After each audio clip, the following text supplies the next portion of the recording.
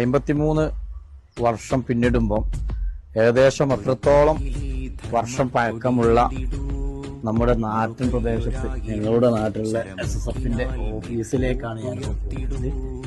Office ഇവിടെ ഇപ്പൊ കയറാനൊന്നും കഴിയില്ല, കാരണം അത്രയും പഴക്കമുള്ള 60 വർഷത്തിന്റെ മേലെ പഴക്കമുള്ള ബിൽഡിംഗാണ്.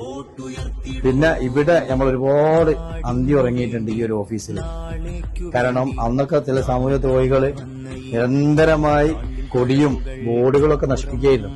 അപ്പോ കാവല് നിൽക്കുന്ന ഒരു രീതി അന്നുണ്ടായിരുന്നു.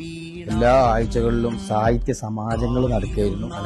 ഏതായിരുന്നാലും SSFന്റെ 53ാം വാർഷികം ആഘോഷിക്കുന്ന ഈ ഒരു സമയത്ത് SSFന്റെ പഴയ ബിൽഡിംഗ് നമ്മൾ അങ്ങാടി ഇങ്ങനെ തന്നെ നിലനിൽക്കുന്നുണ്ട്. അന്നൊക്കെ ബാലസഞ്ചാരം ഒരു ആവേശമായിരുന്നല്ലോ അല്ലേ? ഉത്സാഹമായിരുന്നു. ഒന്നാല് പ്രവർത്തനങ്ങളുണ്ട്, പക്ഷെ അവർക്ക് ഒന്നും മുമ്പത്തെ അറിയൂല. കാരണം അത്രക്കും കഷ്ടപ്പാടുകളായിരുന്നു.